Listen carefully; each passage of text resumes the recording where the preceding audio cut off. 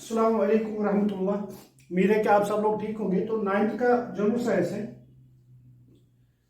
Topic पे आते हैं। तो पिछले दिनों हमने पढ़ा था न्यूक्लियर मॉडल जो कि रदरफोर्ड ने दिया था। उसमें हमने कुछ चीज़ें देखी थी कि रदरफोर्ड ने क्या कहा था कि एटम जो होता है उसके अंदर पॉजिटिव चार्ज होता है, नेगेटिव चार्ज होता है।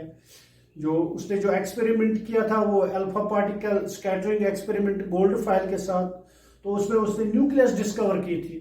तो उसने बोला था जो पॉजिटिव चार्ज है वो न्यूक्लियस में है पूरी तरह से। न्यूक्लियस ने एक छोटा सा हिस्सा एटम के अंदर कवर किया हुआ है। हाँ, 105वां हिस्सा न्यूक्लियस है और बाकी मतलब जो एटम है पूरा उसका 105वां हिस्सा न्यूक्लियस है। एटम बाकी जो 105 हिस्से बड़ा होता है न्यूक्लियस से, और पॉजिटिव चार्ज पूरा कहाँ पे है?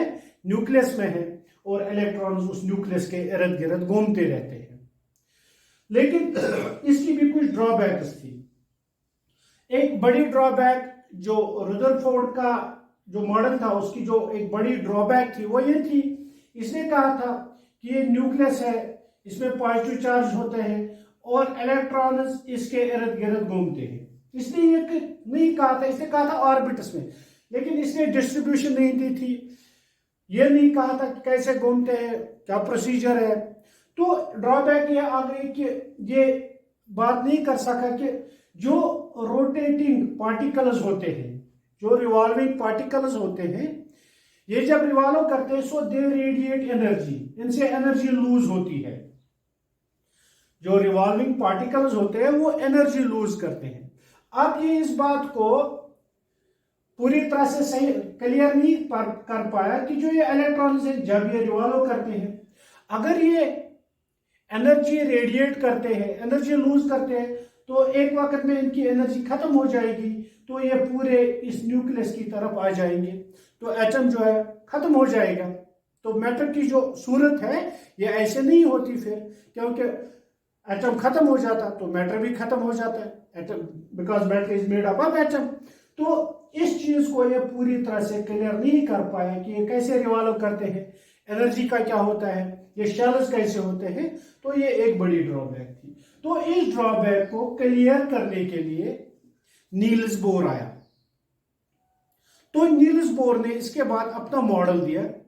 नील्स बोर ने क्या कहा कि जो ये एटम होता है, हाँ, उस वक्त तक सिर्फ प्रोटॉन्स और इलेक्ट्रॉन्स डिस्कवर हो गए थे, नील्स बोर तक भी।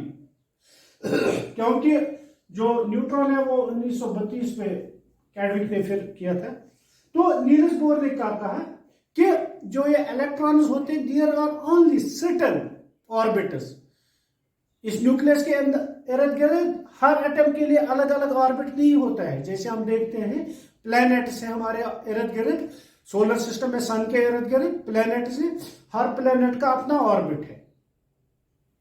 तो नील्स बोर ने क्या कहा कि नहीं भाई, हर इलेक्ट्रॉन के लिए अपना अपना ऑर्बिट नहीं है, there are certain fixed orbits. कुछ फिक्स्ड ऑर्बिट्स है जिनमें ये इलेक्ट्रॉन्स घूमते रहते हैं। क्या कहा? Only certain orbits. इसने इनको कहा डिस्क्रीट ऑर्बिट्स, इसने नाम दिया इनको डिस्क्रीट ऑर्बिट्स, और allowed inside the atom. Atom के अंदर सिर्फ कुछ ही ऑर्बिट्स को जगह दी जाती है, हर इलेक्ट्रॉन के लिए ऑर्बिट नहीं होता है। दूसरी बात कि ये जो ऑर्बिट्स में इलेक्ट्रॉन्स रिवॉल्व करते हैं, दे डोंट लूज एनर्जी। ये एनर्जी रेडिएट नहीं करते हैं, इनसे एनर्जी नहीं निकलती है। ये इसकी कहने की बात थी। तो इसने उसके उस जो ड्रॉबैक था उसका जवाब दी कि हर इलेक्ट्रॉन के लिए ऑर्बिट नहीं है, certain orbits are there, and while revolving around the nucleus electrons don't radiate energy। Electrons जो होते हैं वो एनर्जी को रेडिएट नहीं करते हैं। और उसने क्या कहा कि ये जो शेल्स या ऑर्बिट्स जो इसने discrete are, they are known as energy levels. इसने इनको एक और नाम दिया, एनर्जी लेवल्स।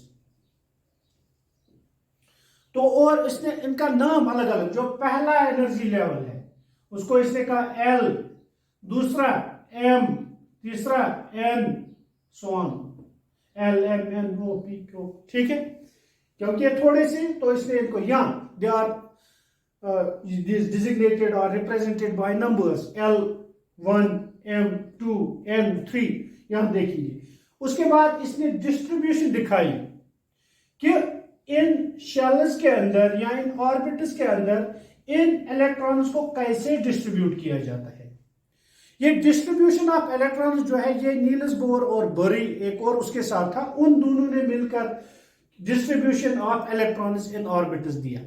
कैसे दिया? सबसे पहले आप यहां देखिए, ये एक एटम का हमने स्ट्रक्चर बनाया, बीच में न्यूक्लियस है, तो पहला जो शेल है इसको एल शेल कहते हैं, के शेल, पहला ये वाला, इसको हमने के नाम दिया और इसका नंबर 1 है।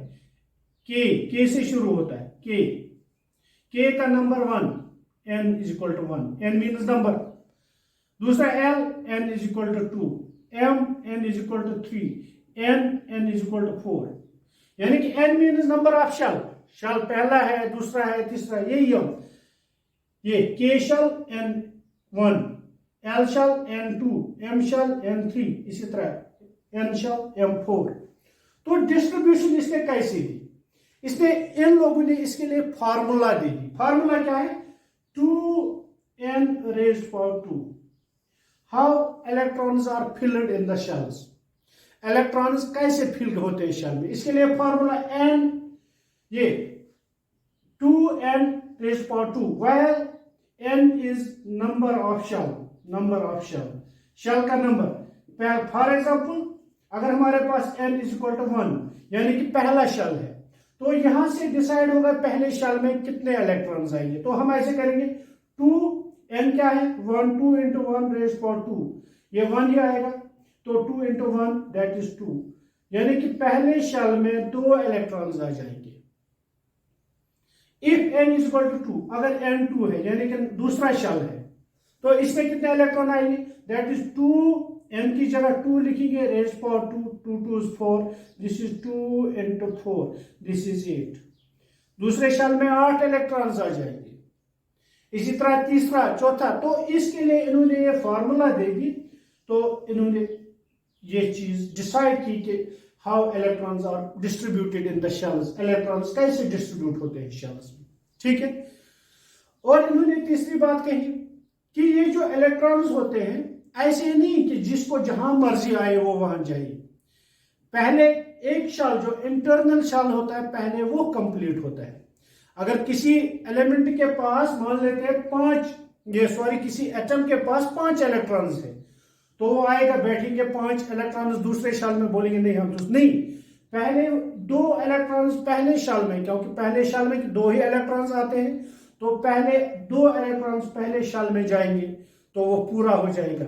फिर उसके बाद 3 इलेक्ट्रॉन्स दूसरे शेल में जाएंगे, दूसरे शेल में 8 आते हैं पूरे, तो इसका मतलब है वो इनकम्प्लीट है।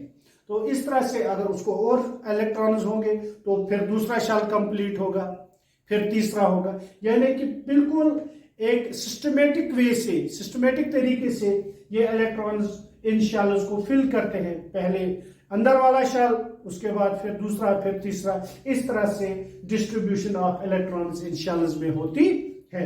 So this was given by bore and very. तो इन्होंने इस चीज को खत्म किया और उसके बाद 1932 में कैडविक ने न्यूट्रॉन भी दे दिया।